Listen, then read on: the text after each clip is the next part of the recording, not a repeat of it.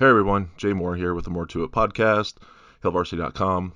Just want to give a quick heads up with this upcoming episode with Darin Erstad. Our plan was to, when I recorded this with Darin, was to kind of release it around opening day of Major League Baseball. Obviously, with our circumstances that we're in right now with the coronavirus, COVID-19, whatever you want to call it, that has been delayed, but we are going to go ahead and release this anyways. I recorded this with Darin literally the Thursday morning after, the NBA postponed their season. The NCAA tournament was canceled. So, pretty much the day after D-Day of this whole situation. So Darin and I talk about a lot of Major League Baseball stuff, tell some good stories, talk about his time spent in Nebraska, as a head coach, but overall it's a lot of fun stories, and I hope you enjoy it. Everyone stay strong, stay safe during all this craziness. Hopefully we'll be out of this rather sooner than later and back to our normal lives. But in the meantime, please subscribe, download these podcasts, More To It, with hailvarsity.com, and thanks.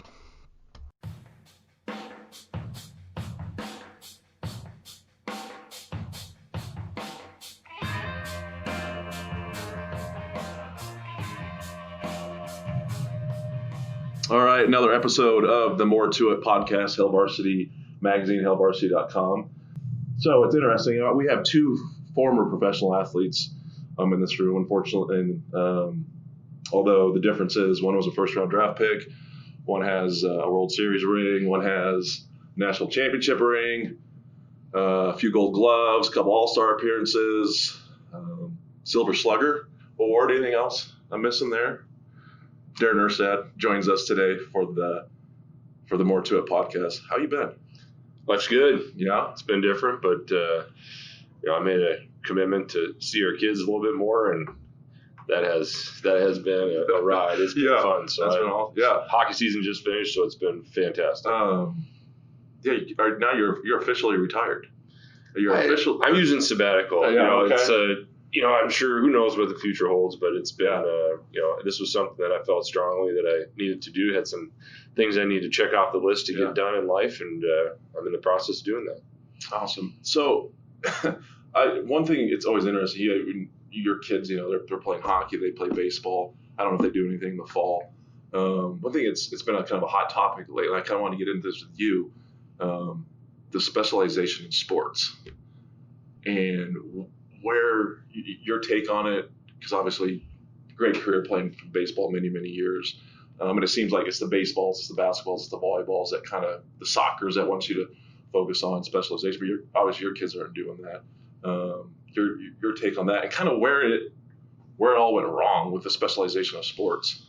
I mean, there's good and bad with everything you do. From a personal standpoint, I know from my just growing up, I would have been absolutely miserable if I would have had to pick one sport and play it all year. I mean, that would have just been, as a kid, I remember pretty seasonal, what's your favorite sport? Baseball. Right. And then football started, what's your favorite sport? Football. And then hockey started, what's your favorite sport? Hockey. And just keep on going. Now, I can't say that about track. I really didn't like track, but nothing against track. It just, It was 10-200s and 10-400s just didn't sound good to me.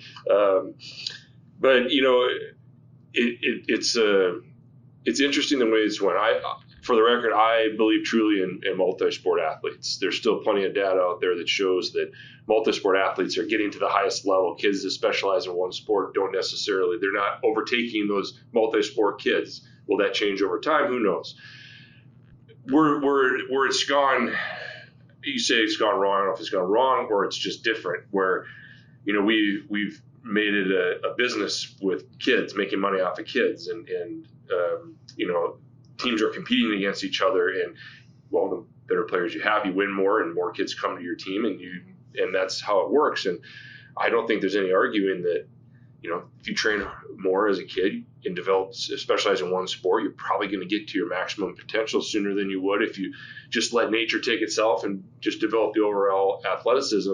But you see kids, I watch kids that play against our kids that skate 7 days a week, that go all summer with hockey, and are they ahead of the curve? Yeah, they're skilled, but there's no data that says that over time that's better for the kids, or that means they're going to make it to the promised land over another kid. But I just don't think it's been going on long enough to be able to sit here and say one way is right or another. I know the multi-sport thing is pretty tried and true, and we know that if you just be patient, but that might not get your kid on that top team at 8, 9, 10, 11 years old, and there's a lot of pressure for that. So I see both sides of it, but for me, it's just the love of playing right now. I want that kid to, after the game's over, wants to go to Dairy Queen. During the game, wants to be in the dugout picking which seeds he wants, or in the locker room, having fun, horsing around. And to me, those are the things where you really develop the love of the game.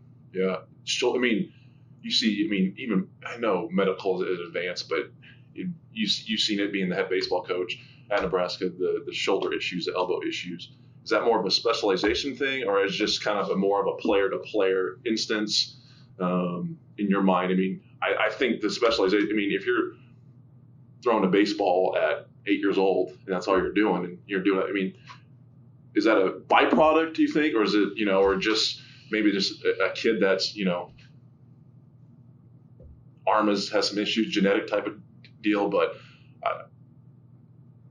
I guess I just don't want to say, is that specialization lead to those issues, or is it just a case-to-case difference with every player? I think it's case by case, but there's no doubt the arm's not made to throw overhand. There's a reason women's softball pitchers can throw underhand and pitch multiple, many more pitches compared to pitching overhand. It's just not a natural motion. But there's no doubt that the wear and tear of continuing to throw can have some long-term effects. Now, where I think there are a ton of great teachers out there. Some of the high-tech training now, that the high velocity, the different driveline techniques that you can use to gain arm strength and gain power. Awesome. I think that but it's got to be supervised. Where you run into, these kids aren't strong enough to do that high a workload, and if their mechanics are off just a little bit, or they're getting the wrong instruction, or they're by themselves doing it out of a kit you buy online. Right. When you're doing it by yourself and you don't have correct mechanics, you're putting yourself at huge risk. Yeah. So that's the part that if it's monitored, it can have a lot of really good effects. And I just think that even if you do everything right, you still are at risk, because that one little UCL ligament that holds your whole elbow together, it's just fascinating to me that the torque that you put on that thing. So it's it's real, but if you're going to do any kind of arm maintenance stuff, it's got to be highly supervised. Yeah, I think, growing up, baseball I did the whole select ball deal. Baseball is my favorite sport. I played football in the fall, basketball in the winter, baseball in the spring and summer. I love baseball. I was a kid that always could throw the hardest on the team, pitched a lot. But back then, really wasn't stretching. It wasn't icing your arm, doing the necessary things. It wasn't supervisors, just get up there and throw as hard as you can. And then when I hit my freshman in high school, I had to give it up. I had such bad shoulder issues. They could not find it. I was taking cortisone shots as a freshman in high school to ease the pain. And I just couldn't. It was literally just popping 5-6 Tylenol or Advil before a game. This isn't good. I had to move to outfield just to limit the stress. And I just look at myself like, dang, because that was my favorite game growing up. Baseball is kind of like my golf now, to where I could just go out there and do it for hours, shag balls, hit BP, hit off a tee. It sucked. It sucked not to be able to play. And I was just one of those kids that, I can't say specialization because it wasn't what I focused on 365, but yeah, I needed a little more supervision. I needed the right people to be around me, because I was a byproduct of just going up there and chucking it as hard as you can and doing it again and again and again, and not doing anything to help yourself physical therapy wise. And then it's just that wear and tear is tough, but I think MLB Pitch Smart's put a lot of really good regulations in, from how much recovery time you need after throwing so many pitches. Like I know that at high school games they have pitch counts that they're keeping track, which I think is fantastic. My one thing that's got to be fixed at the lower levels is, you go to a tournament and they tell you can throw 6 innings in a tournament. Great. That's, it's great that they have limits on it. But the problem is, the best pitchers, they could throw the first game, throw 3 innings and throw 30 pitches and mow everybody down.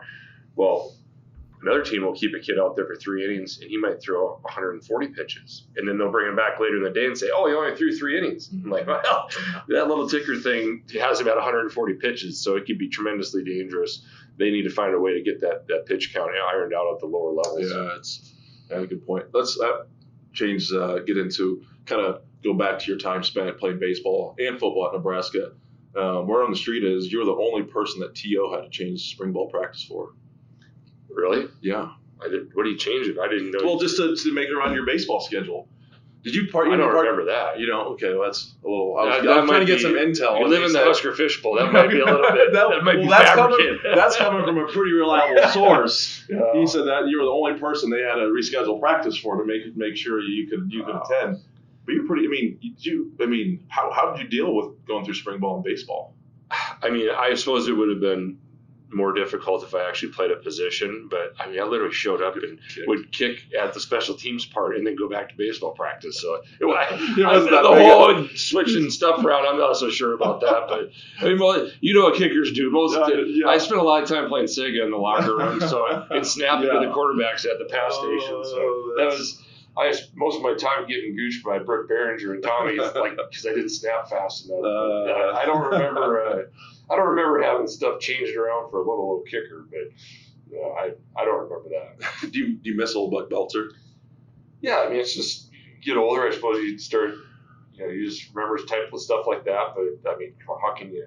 I would have killed to play at Haymarket. I mean, that place is unbelievably beautiful. But yeah, the old Buck. I just, especially in right field, I just loved all the ground balls out there. You almost die and get your head knocked off by all the football footprints when we had to play where the football team practiced, and it definitely had character. Let's put it that way. How was being the head coach at Nebraska and you see the facilities you have at Haymarket? How does that compare to Big 12, Big 10 facilities wise nationally?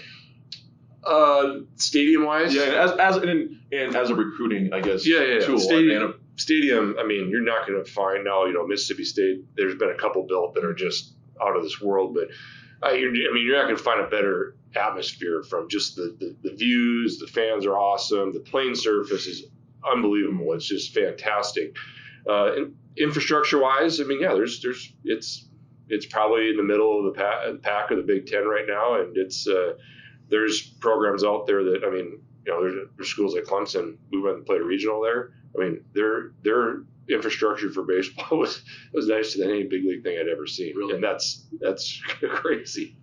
But there's other schools, plenty of schools have done that, from the Vandy's, the TCU's of the world, that they've just taken it to another level. What do you think, sticking with, recruiting advantages, this whole national, letter of intent, name and likeness coming in, would you like to have that tool in your back pocket? Recruiting to a player, just knowing that the support that's at Nebraska is probably going to be a little better than, a Minnesota, as the big, comparing to other top programs in the Big Ten. Yeah, I definitely think it wouldn't have hurt. I think he would have been. I don't know how that would have played out, but definitely would have been a useful tool. And I look at a school like USC or UCLA, right? Prominent, obviously very good baseball programs, but the name and likeness there's not going to get you much. There's the rat race out there. You can barely get their score in the paper in the LA Times, So that could have been a huge advantage to help somebody get used to it. And that's just, again, that would have been nice to have. And how much of a difference it would have made, hard to say. There's just no template for how that's going to all play out. But I'm super pumped that student athletes are going to have the opportunity to get what's rightfully theirs. That's good. Let's talk about the time you spent in the MLB. I'm just fascinated because I talk with players because whether it's Alex Gordon or Job Chamberlain who come back and are in town in the off season, and just the schedule of playing 162 games a year. How did you approach it? I guess because I always look at my time spent in the NFL. I didn't really have a guy that said, "Hey, this is what you got to do. This is how you have to approach it. You need to." My agent wasn't. I'll even say my agent wasn't very helpful in that area. Was there a guy that when you were drafted by the Angels that said, "Hey, this is how you have to approach it," or were you like, these guys are like, he's the number one pick, so let's let him find out the hard way? Honestly, it's every man for himself. Yeah. When I first signed, there was nobody holding your hand, and you figure it out. And early on, you're dumb and young, or young and dumb. You don't know any different. You just go and play. And as you're trying to make it to the big leagues and you don't know how long the season is, you don't know the grind, but then once you understand what it is, that's when it gets tough. It's like, okay, this is real. So then going into the next year, you're like, I know what's ahead of me. It can be challenging. Now I will say, when I did get up to the big leagues and in my first full year, guys like Gary DiSarcina, Dave Hollins, they took me under their wing. And I mean, the brotherhood in that locker room in Major League Baseball is off the charts. I mean, you as a young kid, you don't pay for anything. I mean, nothing. They buy your clothes, they buy your food. I mean, it was, things might have changed now, but this, up until a certain point, and even when I was still playing, that's kind of how it was. But yeah, I mean, it was amazing how they took you under their wing. Now they couldn't help you, go to bed early and go to the weight room and get in your routine. But, it's just one of those things where it went from you're excited for the season, where it turned into then you start spring training and you're looking ahead and you know what's coming. You're like, how in the hell am I ever going to do this? But then you get into it and you get your routine going and your rhythm, and it's definitely pride. The 162. I know baseball isn't the high intensity sport, but that they always talk about being a marathon, not a sprint, and the pride you take in finding a way to get through that whole season and be mentally show up when the bell rings every day. That was something I took a lot of pride in, and it's just one of those things you just figured out. So they, as a young guy, as a rookie come up, veterans would take care of stuff for you? Everything. That's wild, because you get in an NFL as a rookie, you have to pay for the veterans. I mean, you got the rookie dinner. Well, they'll take you out and they'll charge up a $10,000 bill. You gotta spend that. You gotta buy all their when you go and travel.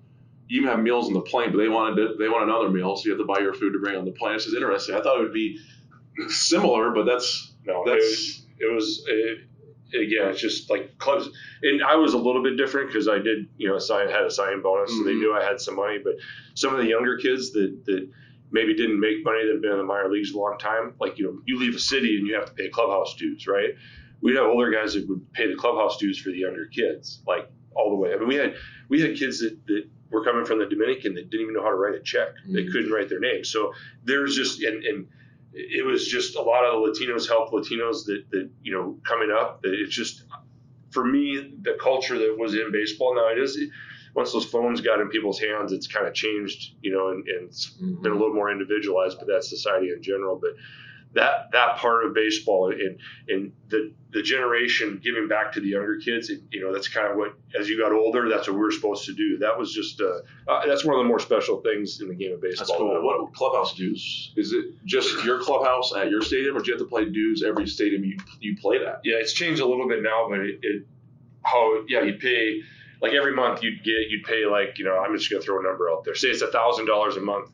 At home dues. So you'd have that, and then on the road you go for a 3-game stand, it might be $60 a day. So you pay $60 a day, so you're there for 3 days. Some people write a check for 180, some write for 500. It's like and then there's other clubhouse attendants, and you tip each of those guys. Whoever helps you get something, they go get you food, or they do something that you like, and then at home you have your main clubhouse guy, then you have people, assistants that, I mean, every day they're cleaning up your locker. They pack your bag for you. They do everything. They shine your shoes every day. So you just pay attention who takes care of you. And like how I did it, I usually gave a check at All-Star break and a check at the end of the season. And once you're there, they know what's coming. So you just kind of works. But I mean, there's stories out there from back in the day that people bought the clubhouse attendants Mercedes, buy them cars, and it was. So that's another thing I just like with the whole playoff shares and all that stuff. You take care of those type of people that do all this stuff behind the scenes and get absolutely zero credit. I mean, the clubhouse guys they're the ones they're ball boys down the line. I mean, they're cleaning your shoes. They're putting your jock in the locker room, and then they're putting a helmet on down the line and getting fall balls. So I get it. We in NFL you took care of the trainers and the equipment at the end of the year. We call them green seats. Sure, same thing. You'd put in. Just depending on what you want to put in. The bigger money guys would put in a lot. Sure. Or a lot of times they would go out and they'd buy them nice watches, buy them an iPad, but do whatever. But it's just, I didn't, it's just things, it's just cool, just at that level, different things and I was calling them traditions, but just ethics, how you handle things. What was once you got into you're settled into the big, what was your routine? Let's say I mean, how early would you arrive to the ballpark to get ready for your day? Right. Well, before I had kids or any of that stuff, it was Troy Percival. He was the closer for the Angels. Him and I we'd go to lunch on the road for sure, and at home a lot of the times we'd meet for lunch, and we'd be at, like you say, a 7:00 game. We'd be there about between 1 and 1:30. And we usually we'd get there and do our workout. During the season, there's not a lot of time of heavy lifting. It's more maintenance, just getting going. I'd get some treatment after that if we needed to. And then sometimes there's early hitting and sometimes there might be some work or treatment, like I said.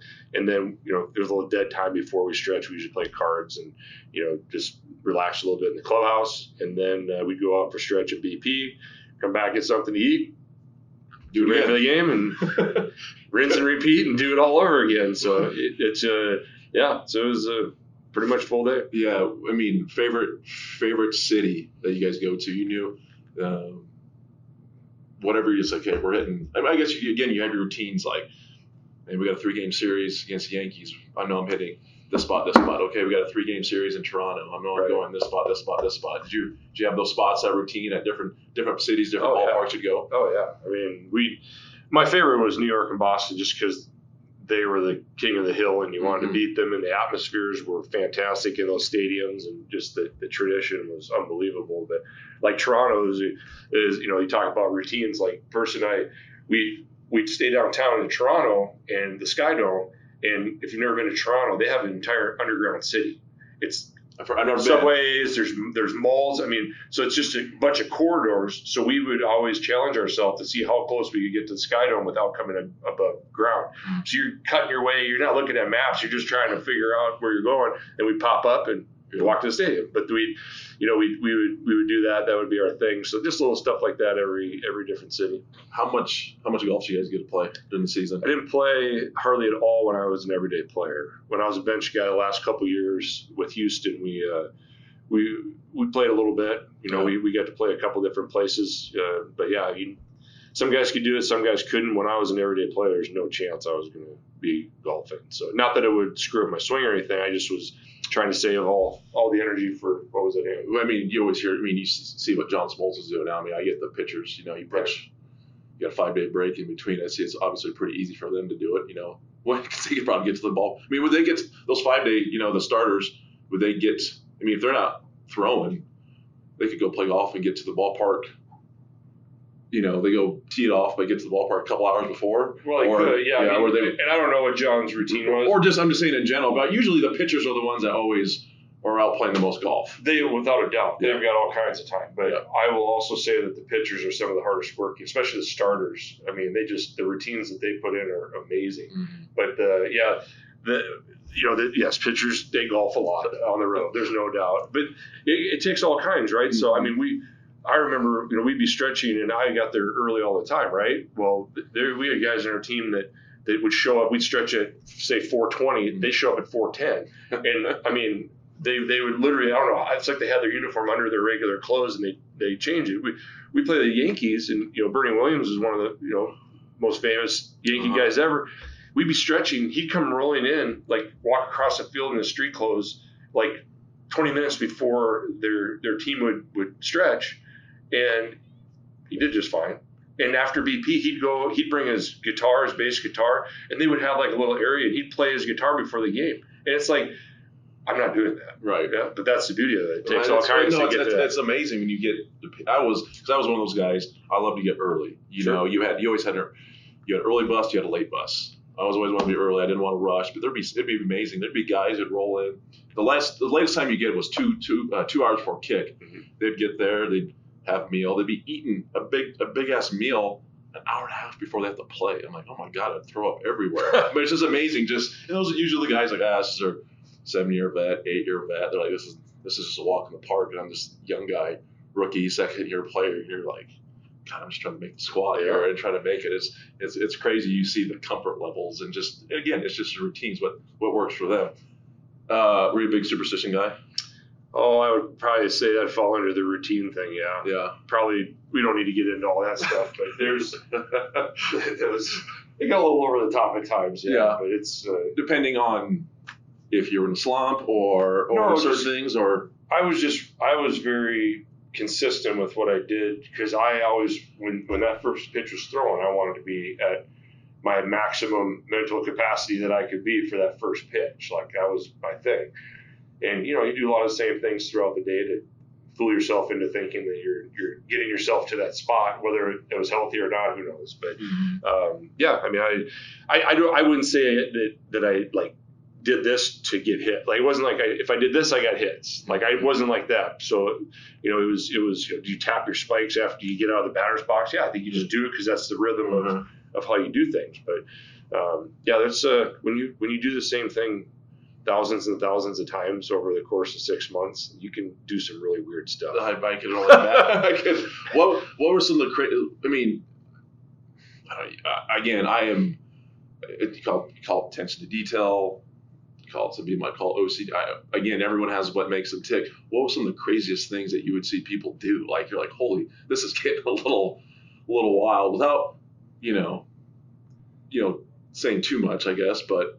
Well, probably the biggest superstition, like, and this is from, I'm not going to say names, but this is from a hitter that was pretty darn good, that didn't use batting gloves, and he was adamant that he had to pee on his hands before he hit.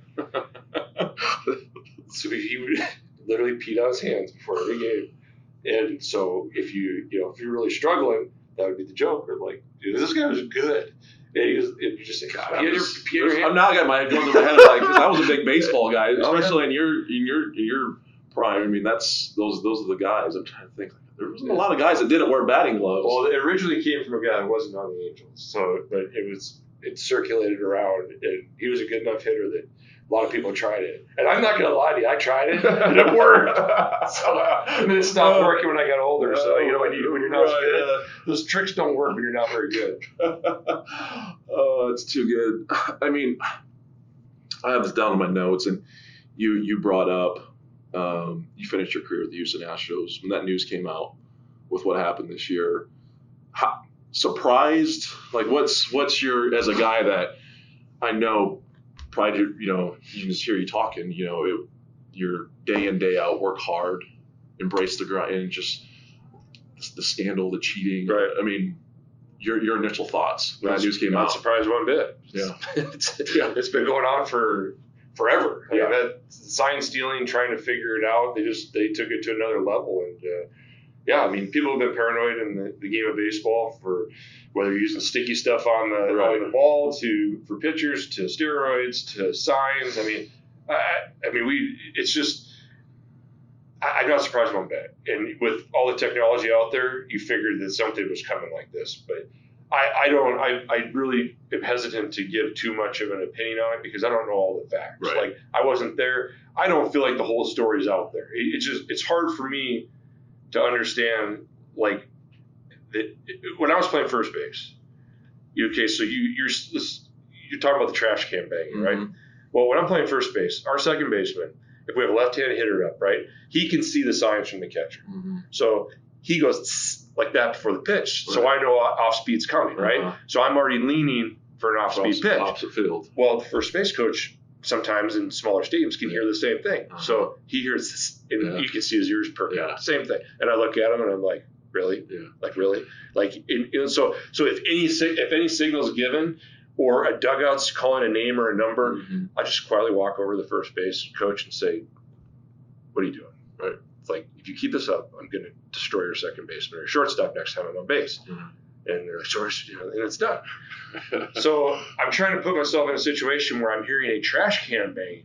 When I can hear it, or I can hear somebody saying something from the dugout, it doesn't make any sense to me that there's a trash can banging and not everybody in the entire field would hear it. Right. So I haven't asked enough questions to why that is. But anyway, my whole point is that's always there. You got to be on the defense. If you think somebody's changing your signs, you have to get smarter. If they're using an algorithm, you're going to have to use a different algorithm. I mean, even in college, we went to a number system that randomly repeats all different numbers, and it's never repeats the same sign. Did you guys have a wristband? And it's foolproof. They can't. I mean, teams would be over there trying to write down the numbers and see if you reuse the numbers. Well, you never reuse the numbers if you're doing it right. So, I mean, the Washington Nationals had 4 sets of signs for their pitchers underneath their hat, and they just constantly changed them and kept them off And there's ways to do it, but yeah, I mean there's teams that did it all the time. Now the only difference is we would self-correct it in the game where, like I said, if something's going on and we knew it, when their shortstop was in left field after a ground ball and you took them out, things stopped pretty quickly. Yeah, I love this because it does. It happens. I mean, we at all levels. Sure. I mean, it's always the saying's been going on forever. You ain't cheating, you ain't trying. Yeah. I mean, teams are always trying to. I mean, you can just look at what happened to the New England Patriots this year. I mean, they've gone through it. They're getting busted for recording signs at an opposing team's field, and they're not even there and saying, "Oh, we're part of a scouting department thing with NFL Films." I mean, it's college football. They all got their 24 different colored jerseys on the sidelines giving signs. I mean, it's they'll put the towels up so they can't record them up above. Did you? I mean, the people. Again, we're in a society. I mean, the overreaction is the hot take overreaction. I mean, what Major League Baseball has done. I mean, what did you view it as right, or is just it's a double-edged sword in trying to figure out punishment for them? Yeah, I mean, what's right, what's wrong? You're gonna have half say it's enough, half are gonna say it's not enough. I just think that public persecution is probably the worst thing. I mean, their reputation is whether you fire them or fine them or whatever. It's you're always you make the choices that you make, and you have to live with it, and they just have to deal with that. Well, they had to know a player as soon as he's getting cut. He's like, hey, these guys are doing this. Right. Like, he's gonna be a little pissed that he's just got cut, released, whatever it is. So he's like, these cats are over here. They got buzzers in their shirts. They know what's there.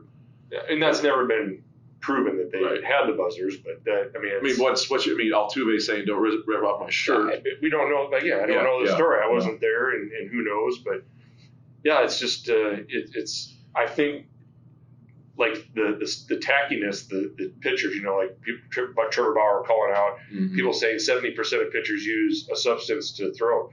That's probably right. It's probably accurate. Yeah. So you don't want to call out your new teammates because they're probably doing it themselves. Yeah.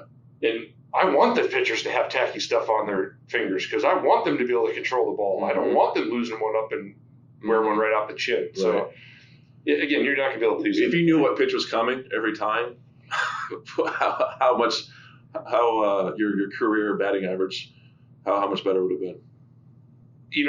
Because that's to me, it's like you still got to hit it. Sure.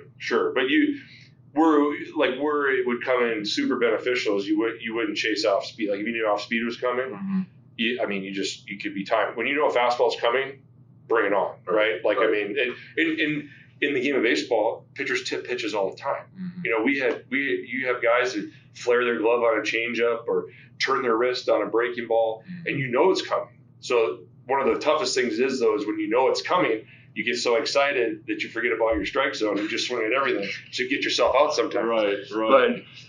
But to quantify it into how much better I'd be, I mean, I saw Stan say he'd hit 80 home runs. He very well might, but he doesn't chase sliders. He's really good.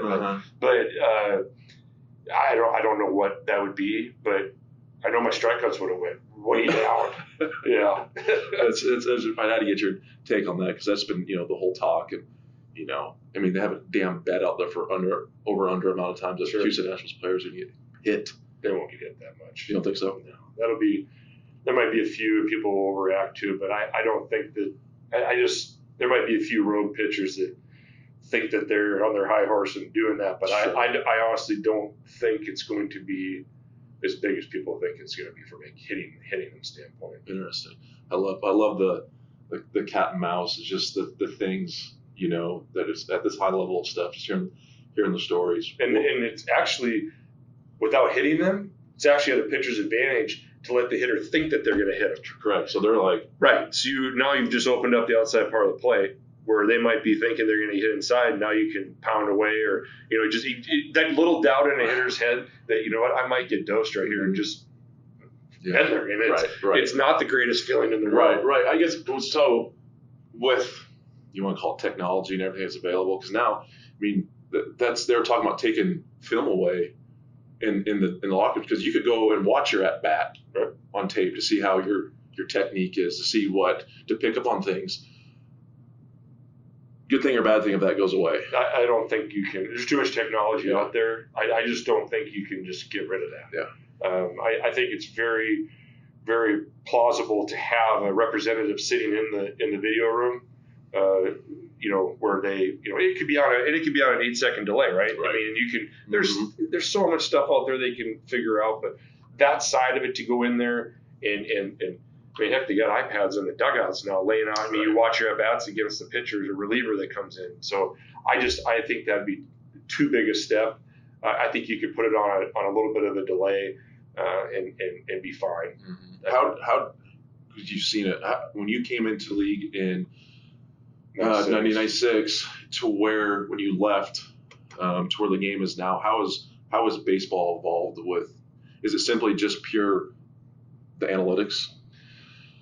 Well, it's just there's just what's valuable, right? I mean, it was RBIs and run score were huge, and now it's launch angle and exit velocity and on base percentage, all good stuff. I mean, a lot of it's the same type of stuff. It's just that's the focus, right?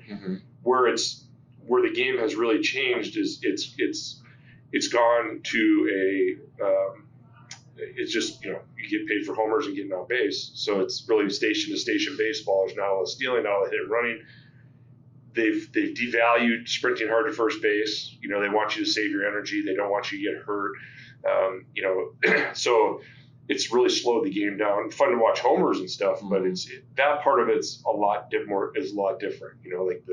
But I think it's kind of interesting that as people hit more homers, they're devaluing what a homer's worth because they can get a kid that hits 220 and hit 25, 30 homers. Well, you used to hit 30 homers, you're the man. Right. Now you hit 30 homers and you're just kind of in a pile of people. So it's just interesting how the value of a player has changed and what they're shooting for. Like you go to watch a hitter in batting practice and you'd see, like, say, a Tony Gwynn, right, or an Ichiro, where barrel contact, they hit every ball hard, and you're like, that's fun to watch. Now you go to like a college or a high school event and you'll get 10 swings in a showcase, and the dude will literally might swing and miss on 3 pitches, roll over 6 pitches, and then hit an absolute Mambo homer. Like, and he goes back to the dugout, and everybody's like, "Oh, nice job!" Right. And then he puts on his highlight video, the one swing, and perfect exit velocity, perfect launch angle, and that's his one swing. And it looks great. That's kind of what it's going to, which is it's not so much about winning as it is about the way you're getting. So, as the 5-tool player, is that kind of getting put to the side? The guy that Well, those guys that are 5-tool they're from different planets. I mean, they still exist. The Trouts of the world, Ronald Acuna, like those. You can't even. They're just. I mean, they're freaks. they're aliens. They're not even real human beings. They're just. It's so. Yeah, I mean that still exists. I mean, Ronnie, he almost go 40 homers, 40 stolen bases last year. I mean, that's just. It still exists, but I don't think that outside of a small percentage of guys.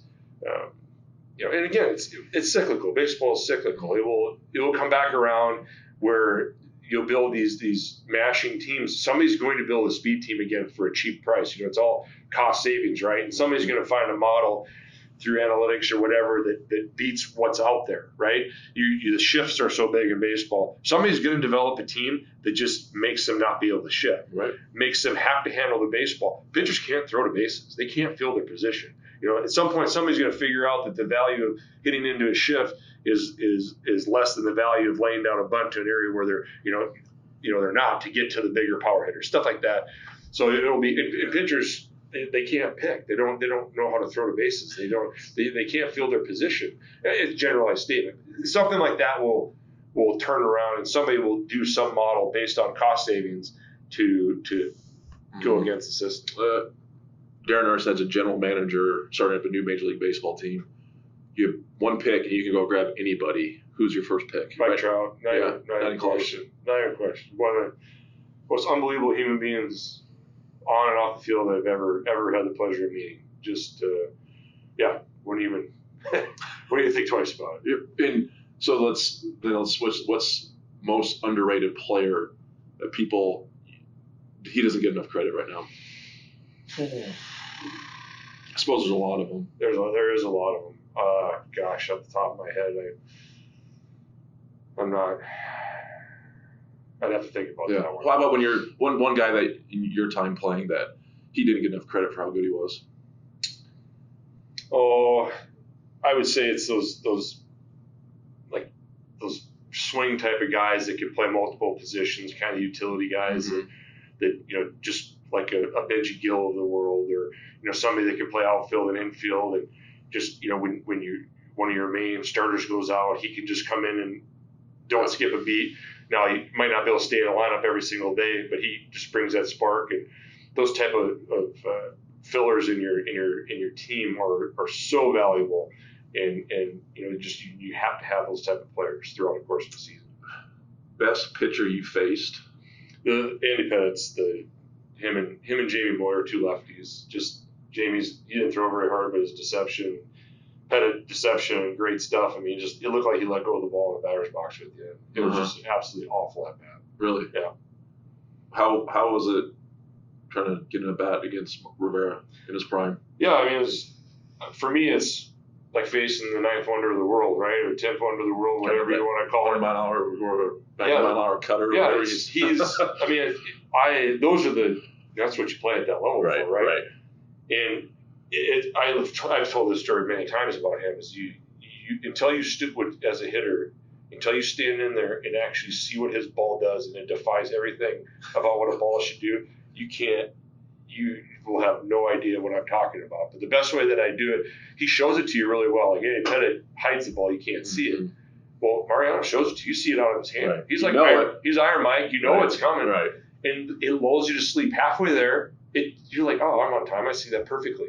His ball literally stops halfway there and turns sideways and is shot out of a bazooka right at your back knee. And it's the craziest thing. There's nothing you can do about it. Right. And it actually picks up velocity and turns like almost 90 degrees sideways.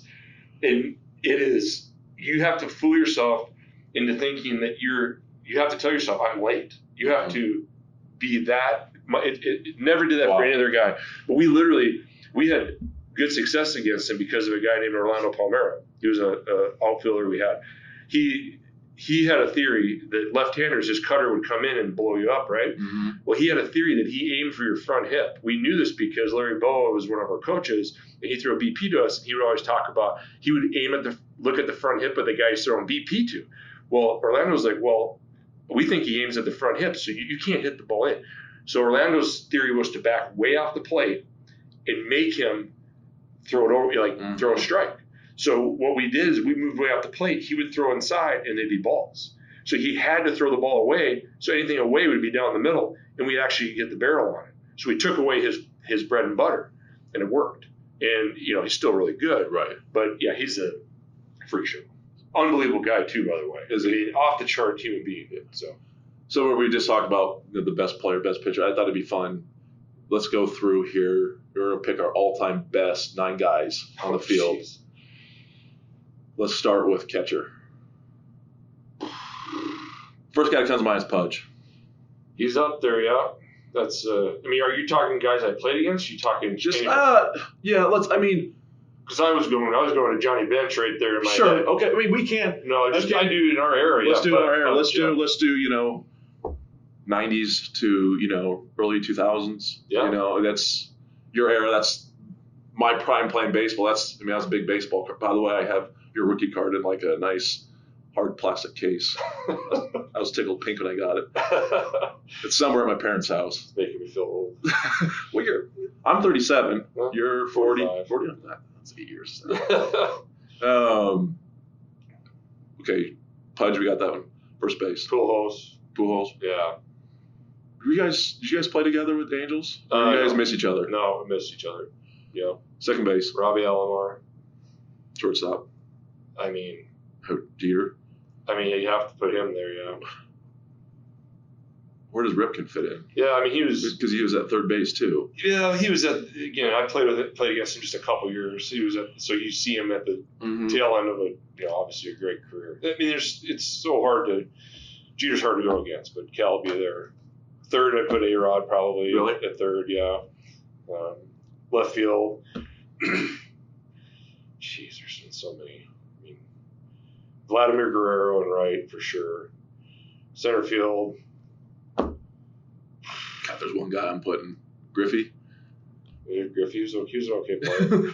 There's so many. There's so many. Yeah. I mean, I mean, Larry Walker's got to be out there somewhere. I mean, just yeah, crazy. There's so many. That went quicker than I thought. I thought we were going to have to debate on that. You went through that pretty quick. Favorite ballpark? Like I said, favorites to play at Yankee Stadium and Fenway. I'd love to go to the Metrodome just because that's where I grew up as a kid watching. That was fun. My favorite in the 90s, favorite place playing early on was in Cleveland when they had the sellout streak going. You know, it just their teams were stupid good, and that was a fun place to play. How does you saw the players being mic'd up in spring training? Right. Great, awesome, right. Love it. I don't want to say baseball is. I can't say it's. It's amazing when you go down to spring training how many people are going to spring training nowadays. So I can't say baseball is dying off. There's still plenty of people that pack, an afternoon game at Wrigley. And is something like that doable in regular season, or is it too big? Sure, for sure you can do it. You can do it. Oh yeah, it's just every generation's different, but the kids now that's what they're used to, right? I mean, it's not that big a deal. They're out there, earpods in, talking to someone. Right. Yeah. What may seem weird to us old people is totally normal and fun for them, and that's totally great. I mean, every year is different, and there's nothing wrong with it. Yeah. Interesting. I just always wonder if that could, you get into the 162, and you got someone up in the, the color commentator, whoever it is, Joe Buck, whoever is calling the game, he's like, hey, what have you seen from this guy so far at bat? And he's like, it'd be wild. It'd be awesome. I'd watch a hell of a lot more baseball, I'll tell you that much. Well, and they're smart enough to figure out that they're going to have to do stuff like that to, entice the younger generation to connect with these players. And because I'm very aware of being a lot of dead time in baseball. I mean, the games, there's a lot of dead time. So anything you can fill that in with entertainment would be very helpful. Does there need to be less games? Do you think they'd ever go to that? I don't. I personally don't want that. Is it going to happen? Yeah. I mean, I think just you basically by doing that, though, you have to rewrite the whole record book, right? So everything's, would be a different level. But, if things change over time, but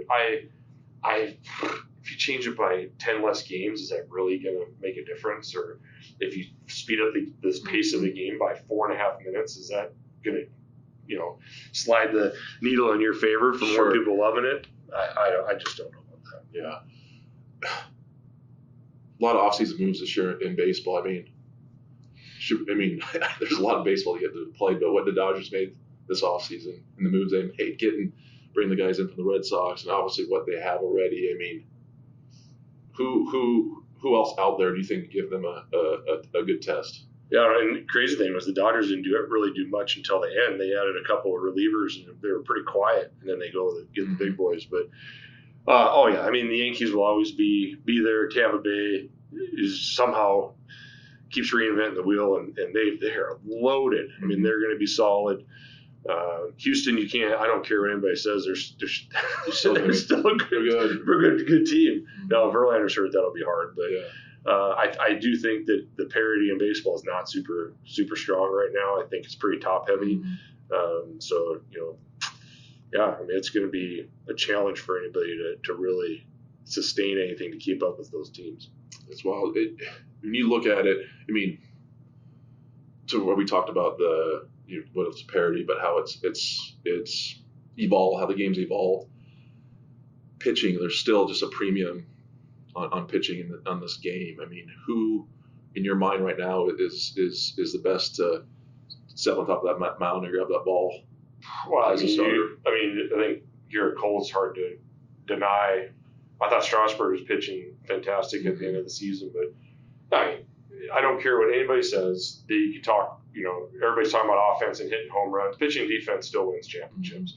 When you have a dude on the mound and he has the ball and he's shutting, just blowing it by everybody or just fooling them with off speed. I mean, it's that guy can still control the game of baseball. And whether you have a better offense than the other team or you're a better team overall, that pitcher on the mound, if he has a great day, can stop everything. And if you feel your position behind him, there's nothing you can do about it. I just forgot he went to the Yankees too. Yeah. So it's a dude on the mound can make up. That's why we'll look at any game like where you have a team from a smaller conference play a team from a bigger conference, and overall they're better, but that team from a smaller conference might have that one dude on Friday who can beat anybody in the country. Right. That exists a lot of places. I've always you were with the Angels, White Sox, then finished with Houston. It's always interesting because I bounced around from teams in the NFL. It's just interesting to see how certain organizations handle their business. Mm-hmm.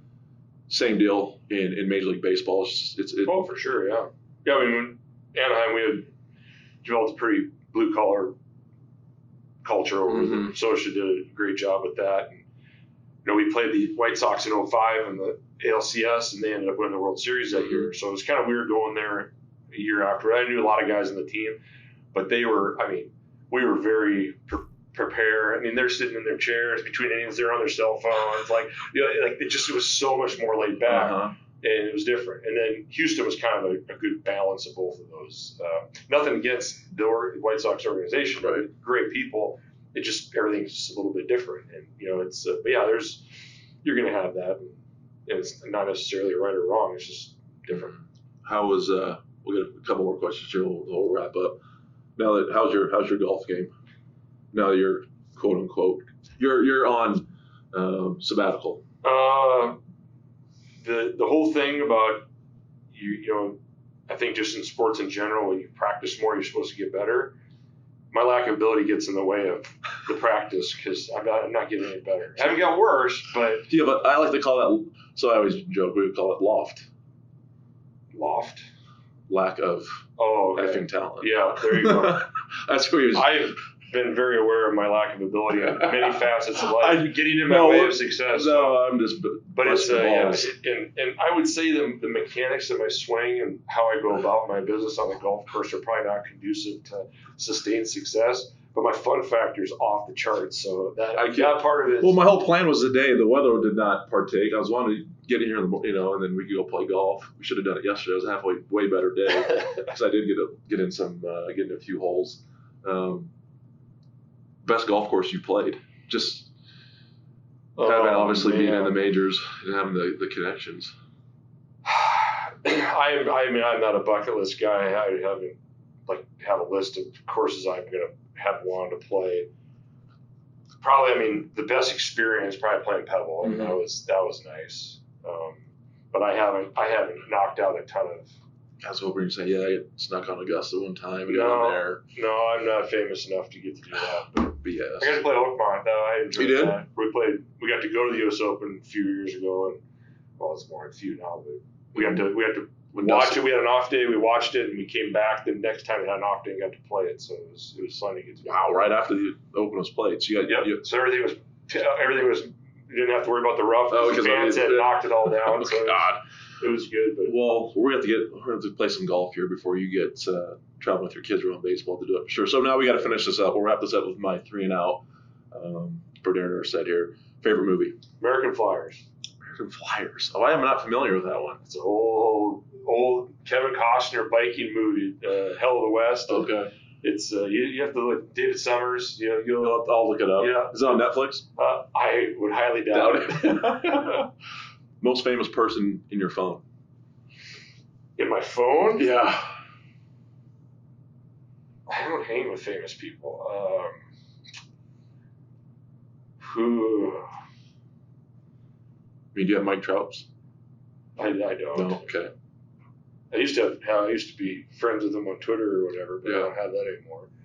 I suppose I got the president of the Dodgers on there. So that's pretty big deal. Friedman's in there. Okay. one concert you'd have to go see live. You had to go one left to go see, either this band is or performers, dead or alive.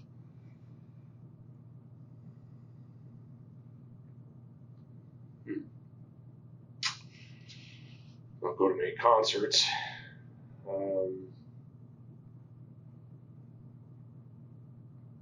Gosh, I don't know. Who's your favorite? I mean, I listen to everything. you listen to everything? Yeah. See, I'm a Zeppelin guy, so I'm like, that'd be my choice. But I did one with Kenny Bell, and he said Queen.